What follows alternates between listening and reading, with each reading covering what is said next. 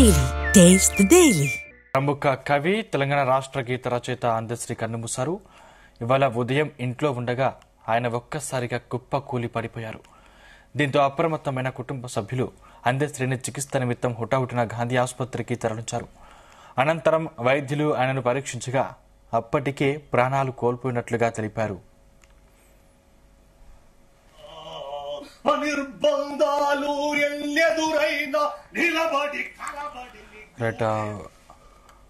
అందశ్రీ మరణ వార్త గురించి మరింత సమాచారం మా బ్యూరో చీఫ్ నరేందర్ అందిస్తారు. నరేందర్. రైట్ సందీప్, ఒక చేదు వార్త. ఎందుకంటే ప్రముఖ రచయిత అందశ్రీ ఇక లేడు అన్నటువంటి వార్త ఇద్దరిని కలిసివేస్తున్నటువంటి పరిస్థితి. ఎందుకంటే ఆయన జయ తెలంగాణ అన్నటువంటి పాట రాష్ట్ర గీతాన్ని రాయడమే కాక మాట్లాడు. ఆయనతో చాలా మంది అడిగినప్పటికీ కూడా ఆయనే రాసినటువంటి ఆయన కళ్ళ నుంచి జారినటువంటి ఏదైతే పదాలు ఉన్నాయో అందరినీ కూడా ఒక్కసారిగా అంటే రాష్ట్ర గీతాన్ని ఆయన రచించడం ఒక ఎత్తు అయితే, రాష్ట్రం కోసం ఎంతో తపన పడ్డాడు. తెలంగాణ ఉద్యమంలో ఆయనకంటూ ఒక గుర్తింపు ఇచ్చినటువంటి పరిస్థితి. స్వరాష్ట్ర సాధనలో జాతిని జాగృతం చేయడంలో ఆయనకంటూ ఒక మార్క్ అయితే అందశ్రీ కుటుంబ సభ్యులు చాలా మంది కూడా దీనికి సానుభూతి వ్యక్తం చేస్తున్నటువంటి పరిస్థితి. ఇప్పటికే మంత్రులు ఒక్కొక్కరు స్పందిస్తున్నారు. ప్రముఖ కవి రచయిత అందశ్రీ ఆకస్మిక మృతి పట్ల ముఖ్యమంత్రి రేవంత్ రెడ్డి కూడా చేశారు. తెలంగాణ రాష్ట్రం జయ తెలంగాణ రాసినటువంటి అందశ్రీ ఇక లేడు అన్నటువంటి వార్తను తెలంగాణ సాహిత్య యోగం కూడా ఒక్కసారిగా ఉపాధి గురి అయినటువంటి పరిస్థితి ఉంది. తెలంగాణ రాష్ట్ర సాధనలోను ఆయన చేసినటువంటి పోరాటం, ఆయన రాసించినటువంటి ఎన్నో ఉన్నాయి. ఎంతో మందిని ఉద్యోగపరిచే విధంగా ఉన్నటువంటి ఆయన రచయితలు కావచ్చు, ఆయన పాటలు కావచ్చు, చాలా సినిమాల్లో కూడా ఆయన పాటల్ని వాడే పరిస్థితి కూడా ఉంది. అయితే ముఖ్యంగా ప్రధానంగా గుర్తింపు రావడం, ఎందుకంటే తెలంగాణ ఉద్యమంలో ఆయన వచ్చినప్పుడు కూడా గత ప్రభుత్వంలో ఆయన చేయనటువంటి స్థానం రాలేదు అనే విషయంలో సీఎం రేవంత్ రెడ్డి ఆయనకి ఆహ్వానం చేస్తున్నారు. ఆయనతో పాట రాయించారు.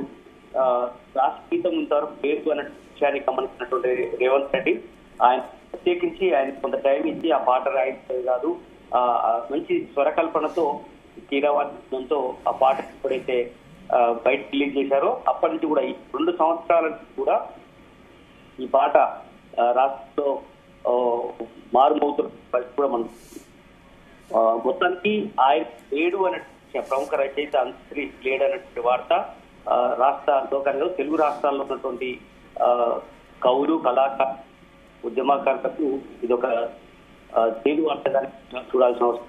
ఇలా వార్త ఉదయం పొద్దున 6 ఆయనే మరి గుండెపోటు అని అంటున్నారు. చూడాల్సిన అవసరం ఉంది. నరేందర్, మీరు లైన్ లో ఉండండి, మళ్ళీ మీ దగ్గరికి వస్తాను. రైట్, మనతో పాటు ప్రజాకవి మాజీ ఎమ్మెల్యే రసమయ్య బాలకిషన్ గారు ఫోన్ లైన్ లో అందుబాటులో ఉన్నారు. వారిని అడిగి వారికి ఉన్న మరిన్ని విశేషాలు తెలుసుకుందాం. రైట్, బాలకిషన్ గారు, మరణ వార్త విని మీతో పాటు మేము కూడా చాలా శోకసంద్రాలు మునిగిపోతున్నాం. ప్రేక్షకులకు ఇప్పటికే తెలిసినటువంటి పరిస్థితి. సో ఆయనకు మీకు ఎటువంటి అనుబంధం ఉండేది? ఉద్యమంలో ఆయన ఎటువంటి పాత్ర పోషించారు మీతో? ముఖ్యంగా అందశ్రీ గారికి నాకు ప్రత్యేకమైనటువంటి అనుబంధం ఉన్నది. ఎందుకంటే అత్యంత నా విషయంలో నా తొలిపాట కూడా నేను అందశ్రీ గారి తొలిపాటనే. నేను మొట్టమొదటిసారిగా 93లో తను రాసినటువంటి జానపద గీతాలను ఆడియో రూపంలో తన కూడా మొదటినే, నాకు కూడా మొదటిదే. అంటే అప్పటి నుంచి అల్లి బిల్లంగూరు తోట, నేను ఆడుకుంటా పోయే బండ్ల బాటల్లో పాడుకుంటే పల్లె పాట, నేను చిన్నంగా చేరాలి సిద్దిపేట అని ఆ రోజు మేము ఒక ఆడియో క్యాసెట్ రూపొందించడం, ఆయన పాటలు అన్ని 7 ఆయన పాటలను మొదటిసారిగా నేను బయటకు తీసుకురావడం జరిగింది. 93 నుంచి కూడా మా అనుబంధము అట్లాగే కొనసాగుతూ వస్తున్నటువంటి క్రమంలోనే అనేకమైనటువంటి పాటలు అప్పటి నుంచి ఆయన రాసిన ప్రతి పాటకు మొదటి శ్రోత నేనే కావచ్చు. ప్రతి పాట మొదట్లో నాకే వినిపించేవాడు ఎట్లా ఉంది అని చెప్పేసి అట్లా 2002లో కూడా తెలంగాణ ధూమ్దా ఉండాలి, ఒక సాంస్కృతిక ఉద్యమము, ఒక స్వతంత్ర భావాలు కలిగినటువంటి ఒక ఉద్యమం కూడా ఉండాలి. ఈ రాజకీయ ఉద్యమానికి సాంస్కృతిక ఉద్యమాన్ని జోడిద్దామని చెప్పేసి తెలంగాణ ధూమ్ధాంను మొట్టమొదటిసారిగా మేము మాట్లాడుకొని తన సలహా ప్రకారం ఇట్లా ఉంటే బాగుండదని దానిలో కూడా కీలక పాత్ర పోషించిండు. ఆ ధూమ్ధాములకు తెలంగాణ రాష్ట్రం ఏర్పడే వరకు ప్రతి ధూమ్ధాంలో కూడా అందశ్రీ పాట మొదటి పాటగా ఉండేది. ఆ అందశ్రీ ధూమ్ధాంలోనే మన ధూమ్ధాం కూడా ఒక ప్రార్థన గీతం ఉంటే బాగుంటది, ఒక పాటతో ప్రారంభిస్తే బాగుంటది అన్నటువంటి భావనతోనే ధూమ్ధాం కోసమే ఆ పాట రాసిండు జై జై తెలంగాణ. దాన్ని కూడా మేము దగ్గరుండి దాన్ని రాయించడం జరిగినది. ఆ పాట కూడా నా ముందు నేను చెప్తా ఉంటే కూడా నేను రాసినాను, ఆయన చెప్తా ఉంటే ఇట్లా అంటే అనేకమైనటువంటి తెలంగాణ నేను రాసినటువంటి తెలంగాణ గలం కావచ్చు, గల్లు గల్లు, తెలంగాణ ఉద్యమ తెలంగాణ పాటలన్నీ కూడా నేనే చేసినాను. అంబేద్కర్ ప్రతి సామాజిక ఉద్యమ గీతాన్ని ఆడియో రూపంలో కావచ్చు గలాన్నిచ్చింది నేనే. అంటే అంత ఆత్మీయమైనటువంటి అనుబంధం ఉన్నది. అట్లాంటి ఒక మంచి ఉద్యమకారుడినే కాకుండా తెలంగాణ సాహిత్యానికి అంటే అందరి శైలి వేరు, అంబేద్కర్ గారి శైలి వేరు. ఎందుకంటే పిట్ట గూడును అనుకున్నట్టుగా అక్షరాలతోని అద్భుతమైనటువంటి పదాలను జోడించేవాడు అంబేద్కర్ గారు. కాబట్టి ఆయన రాసిన ప్రతి పాట కూడా ప్రజల నాలుకల మీద ఉన్నది. ఇప్పుడు నెత్తి మీద సుట్టా బొట్ట, ఆ పైన పల్లా బుట్ట, పళ్ళు పల్ల అంటే తెలుగుల్లా ఎల్లమ్మ ఏది అని ప్రతి కులాలం కూడా చూడ చక్కని తల్లి సుక్కల్లో జాబిల్లి, మేము తెలంగాణ ధూంధాంల మీద నాగరాజు ప్రదర్శించేవాడు. అసలు ఒక్కసారి తెలంగాణ పల్లెలంతా ఇట్లా మురిసిపోయేటివి. ఇంత అద్భుతమైనటువంటి మా కుల సంస్కృతి పతనమైపోతుంది అన్నటువంటి సందర్భంలో ఆ పాటను చూసి కన్నీళ్లు పెట్టినటువంటి అనేక మంది వాస్తవంగా తెలంగాణ రాష్ట్ర సాంస్కృతిక పునాదులు ఏర్పడడానికి కోసం అంబేద్కర్ గారు రాసినటువంటి చూడచక్కని పాట కూడా ఒక భాగమని మనం చెప్పుకోవచ్చు. అలాగే ఇప్పుడు మీరు అందరూ చూసారు తెలంగాణ ఉద్యమంలో ఇప్పుడు జనజాతరలో మన గీతం జయ కేతనమ్మ ఎదురాలి, ఆయన నీకు ఒక అద్భుతమైన పాట రాస్తానా మీ వేదిక మీద పాడాలని చెప్పేసి నా కోసమే తెలంగాణ పాటలు రాశాడు అంబేద్కర్ గారు. అందుకే ఆ పాటలన్నీ కూడా నేనే బయటకు తీసుకురావడం జరిగినది. అట్లాంటి ఒక గొప్ప ఆత్మీయని వాస్తవంగా ఇవాళ ఇంకా తెల్లవారకపోతే బాగుండు అన్నటువంటి భావన ఏర్పడతా ఉన్నది. ఎందుకంటే ఆయన కష్టాలను కన్నీళ్లను ఒక తాపి మేస్త్రి నుంచి బ్యాగులో ఒక తాపి వేసుకొని ప్రయాణమైనటువంటి ఒక కష్టజీవి, ఒక బాటసారి ఇలా అద్భుతమైనటువంటి గౌరవాన్ని పొందడం. ఆయన రాసినటువంటి గలగల గజ్జల పంట డాక్టరేట్ ఇచ్చింది కాకతీయ యూనివర్సిటీకి అందరి కళ్ళ కన్నా ముందుగానే. అంటే ఇప్పుడున్నటువంటి ప్రజా కవులు అందరికన్నా ముందుగానే డాక్టరేట్ గౌరవాన్ని పొందింది కూడా అంబేద్కర్ గారే. వాస్తవంగా ఈసారి ఆయన ఉంటే తప్పకుండా అట్లాంటి వ్యక్తిని ఇలా పద్మశ్రీ లాంటి దాంతో గౌరవించుకోవాల్సినటువంటి సందర్భంలో తను లేకపోవడం అనేది చాలా బాధాకరం. అయినా అంబేద్కర్ గారి పాటలు ప్రజల్లో ఉంటాయి. ఆయన సాంస్కృతిక ఉద్యమానికి కావచ్చు, సాంస్కృతిక సేవలకు కావచ్చు, ఆయన చేసిన సేవలు ఎప్పుడు కూడా చిరస్థాయిగా చిరస్మరణీయంగా ప్రజల గుండెల్లో ఉంటాయి. సార్, అంటే మీరు ఆయన కలిసి ప్రయాణం చేశారని చెప్తున్నారు. అంటే రాజకీయంగా మీరు వేరువేరుగా ఉన్నా కూడా అంటే మీరు కలిసినప్పుడు ఎటువంటి చర్చలు ప్రస్తావనకు వచ్చేవి? రాజకీయంగా మేము ఎప్పుడు వేరువేరుగా లేము. రాష్ట్రం ఏర్పడ్డ తర్వాత కూడా కలిసే ఉన్నాము. మేము వేరువేరు అనేది ఏమి లేవు. కొన్ని ఆలోచనలతోని ఆయన తెలంగాణ రాష్ట్రం ఏర్పడే వరకు కూడా మా ఆలోచనలంతా ఒకటే నడక, ఒకటే దరువు, ఒకటే పాట, ఒకటే గొంతు. మేమందరం కూడా అట్లా ప్రయాణం చేసిన వాళ్ళే.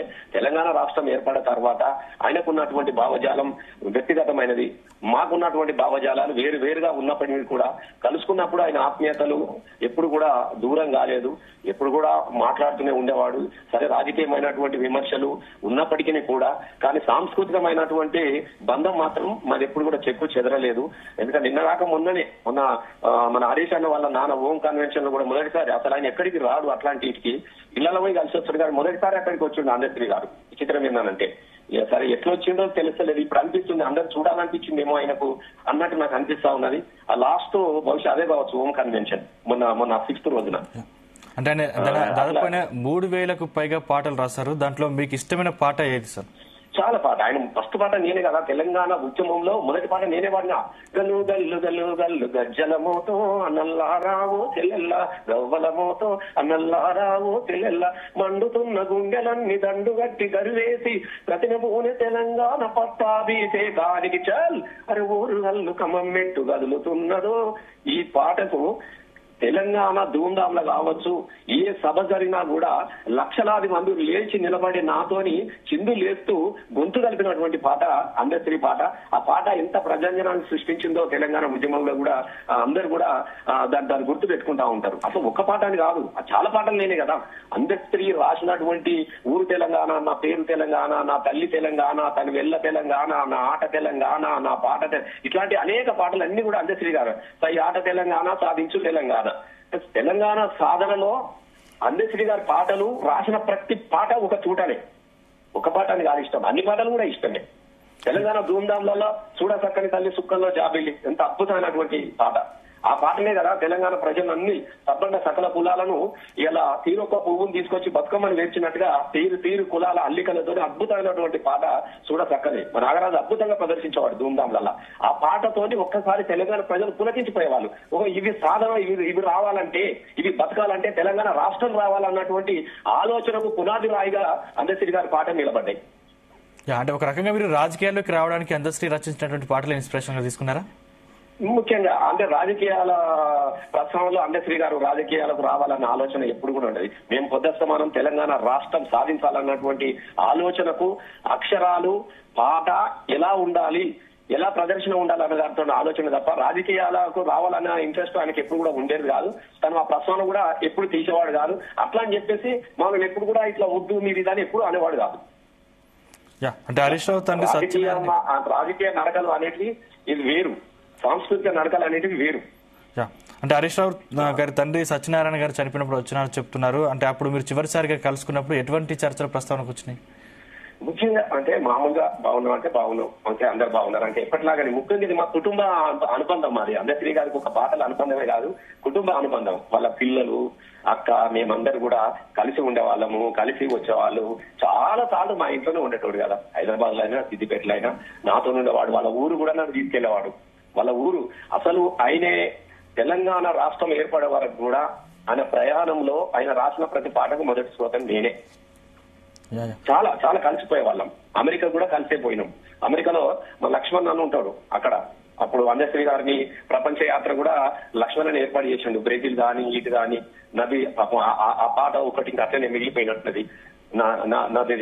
ఇవన్నిటికో అంటే అమెరికా ప్రపంచ యాత్రలో సాంస్కృతిక యాత్రలో మేము భాగస్వామ్యమైపోయినాము. 2004లో కూడా జై జై తెలంగాణ మేమే రికార్డు చేసినాం. కేసీఆర్ సమక్షంలో తను కూడా వచ్చాడు. ఆ పాటలు కూడా తొలినాళ్ళలో కూడా గూడ అంజన్న కావచ్చు, మన అందశ్రీ అన్న కావచ్చు, అలాగే జయరాజ్ అన్న కావచ్చు, చాలా చాలా సందర్భాలలో మేము చాలా సందర్భాలలో కలిసి గడిపిన రోజులు ఉన్నాయి. కలిసి సాంస్కృతిక సాహిత్యాన్ని పంచుకున్నటువంటి రోజులు ఉన్నాయి. ఇట్లా అనేకం కదా, ధూమ్ధాం కదా ఎవ్రీడే ఒక సమూహమే కదా, ఎవ్రీడే ఒక జాతరనే కదా మాకు 2014 దాకా. కాబట్టి ముఖ్యంగా అట్లాంటి బాధాకరం విషయం ఏంటంటే కష్టాల కడలికి ఎదురు నడిచిన వాడు కొంచెం కన్నీళ్ళు తొలగిపోయి కాస్త రిలాక్స్ గా మంచిగా బతికే కాలంలో లేకుండా పోయినా అనేది బాధాకరం. అదొకటి బాగా దురదృష్టకరం అనేది. సార్ అంటే ఆయన పార్థివ దేహాన్ని చూడటానికి వెళ్తున్నారా? అయ్యో నేను ఆల్రెడీ అక్కడే ఉన్నాను, దగ్గర లేకపోయినా నేను నడకలో ఉన్నాను. Okay right thank you sir.